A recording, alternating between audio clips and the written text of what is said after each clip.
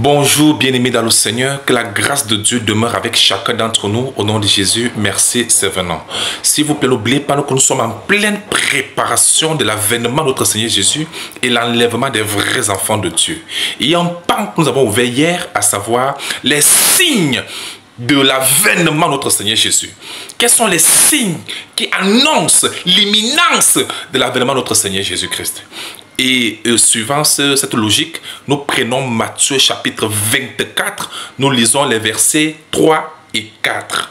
Pour vous mettre dans le contexte, vous savez qu'ici, il s'agit de Jésus qui était déjà à la fin de sa mission sur la terre. Et les disciples ont saisi cette opportunité pour lui poser une question pertinente concernant justement l'avènement du Seigneur Jésus. Bien que le Seigneur était encore avec eux, Jésus n'avait même pas encore été glorifié, mais il posait déjà la question à Jésus par rapport à son retour, montrant ici que les apôtres étaient très intéressés à cet avènement. Et si nous, les croyants, nous disons que nous avons été édifiés sur le même fondement que les apôtres, comme c'est écrit dans Ephésiens 2, le verset 20, nous devons aussi nous soucier de cet avènement et nous préparer en conséquence, comme l'avaient fait les disciples en leur temps. Amen. Nous lisons Matthieu 24, le verset 3 et 4, il est écrit. Il s'assit sur la montagne des Oliviers.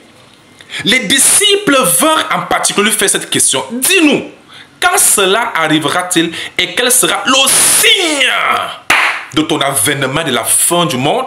Une question pertinente. Nous ne pouvons pas, nous sommes enfants de Dieu, on ne se soucie pas de cet avènement. Ce n'est pas possible. En réalité, nous devons nous préparer sérieusement. Jésus leur répondit au verset 4. Prenez garde que personne ne vous séduise. Prenez garde que personne ne vous séduise. Bien-aimés, avant d'entamer ce point, vous devez savoir que les disciples étaient des gens très curieux. Ils posaient des questions. Et aujourd'hui, la génération s'en fout pas mal. Hein. C'est ça le problème. Les gens sont un peu curieux. Les gens ne posent pas de questions, ils ne cherchent pas à savoir. Ils veulent seulement abattre tout ce qu'on leur dit. Et ce n'est pas bon. Soyez curieux comme les disciples. C'est important. Nous ne pouvons pas, nous sommes disciples de Jésus, au même titre que les disciples au temps de Jésus, mais nous ne sommes pas curieux. Il faut être curieux, nous devons être curieux. Vous comprenez? Et Jésus dit, prenez garde que personne ne vous séduise. La séduction est un signe que nous sommes déjà à la fin. Et la séduction de ce contexte, il s'agit de quoi exactement? Nous allons lire le même verset dans la version Semeur. Il est écrit, Jésus leur répondit, faites bien attention que personne ne vous induise en erreur. Dans la version français courant, le terme c'est que personne ne vous trompe. Bien aimé, nous sommes arrivés dans un monde où si nous ne nous comportons pas comme les Béréens qui examinent les Écritures dans Acte 17, verset 11, on va se faire avoir. Si on ne sait pas lire et vérifier ce qu'on nous dit, on va se faire avoir. Ah oui, on va se faire tromper. Beaucoup aujourd'hui croient à ce que les gens leur racontent sans vérifier même le la parole de Dieu pour voir si la chose est exacte comme le faisaient les Béréens dans Acte 17, verset 11. Bien-aimés, à tous ceux qui n'aiment pas lire, qui n'aiment pas méditer la parole de Dieu, qui ne se limitent qu'à ce qu'on leur dit, vous faites erreur. La Bible dit de vérifier, d'examiner les Écritures. C'est important. Jour et nuit de méditer la parole. C'est important. Voyez-vous, Jésus a dit que personne ne vous induise en erreur. Parce qu'aujourd'hui, chacun sort sa part maintenant, chacun dit sa part. Et les gens suivent cela. Écoutez-moi, ce n'est pas un homme que nous devons suivre. C'est Jésus. Ce n'est pas une religion, un ministère, une obédience que nous devons suivre. C'est Jésus. Parce qu'il n'y a que lui seul pour sauver nos âmes et nous donner la vie éternelle. Aucune religion ne peut donner la vie éternelle. Aucun homme, aussi grand soit-il, ne peut donner la vie éternelle à quelqu'un. Il n'y a que Jésus-Christ seul. Et c'est lui que nous devons suivre.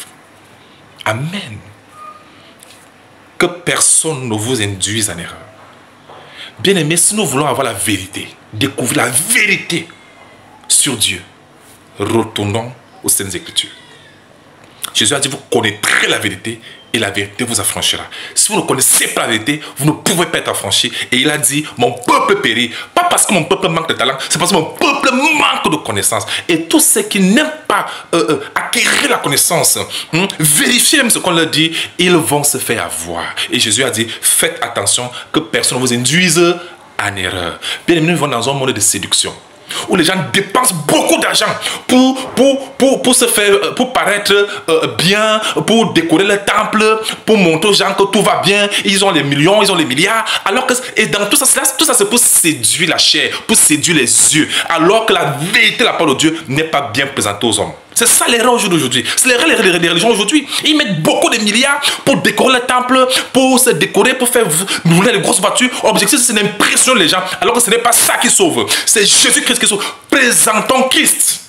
Présentons la vérité, la parole de Dieu. L'objectif, c'est de montrer, de ramener les cœurs au Seigneur pour qu'ils soient sauvés. C'est ça. Le Seigneur dit de faire attention aux séductions. La séduction a envahi le monde. Retournons à Christ. Que le Seigneur vous bénisse. Amen.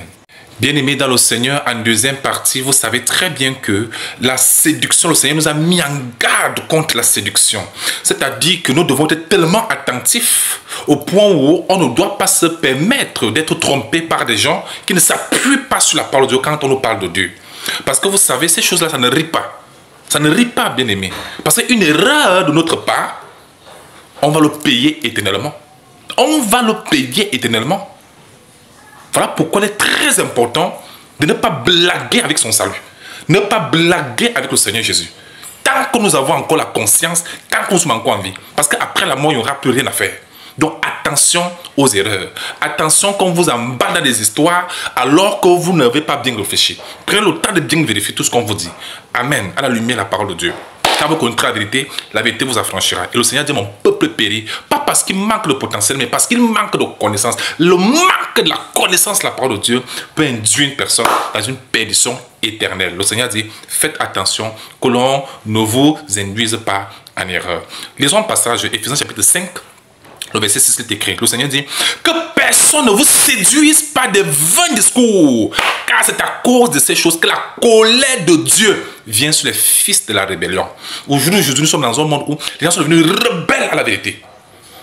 Non seulement ils sont ignorants, mais ils deviennent encore rebelles. Ils ne veulent pas connaître la vérité. Vous leur présentez même que voici ce que Dieu dit. Par exemple, 1 Jean 5, verset 20, Dieu dit que Jésus-Christ, ce fils, est lui-même le Dieu véritable et la vie éternelle.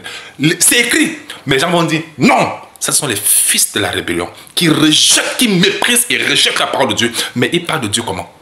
Ils disent qu'ils croient à la parole de Dieu comment? Alors qu'ils refusent, ils rejettent ce que la parole de Dieu dit.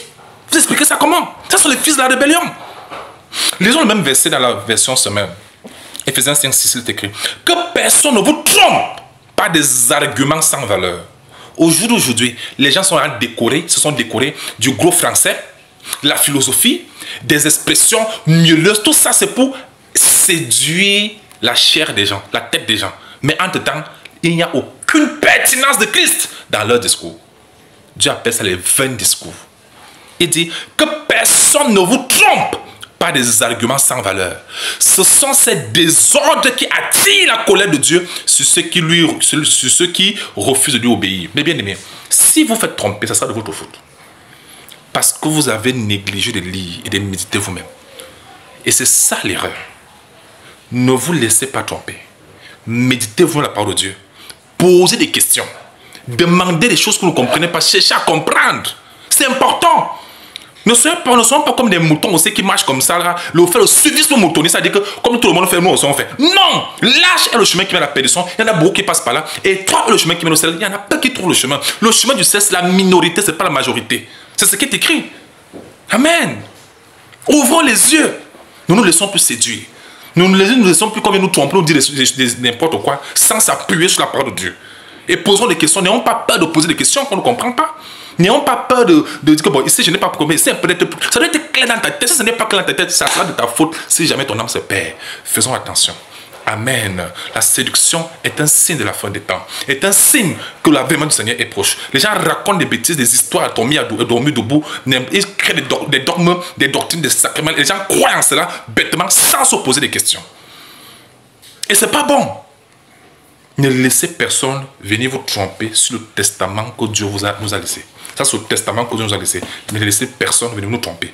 Vérifions nous-mêmes si les choses sont exactes. Amen. Que le Seigneur vous bénisse. Amen.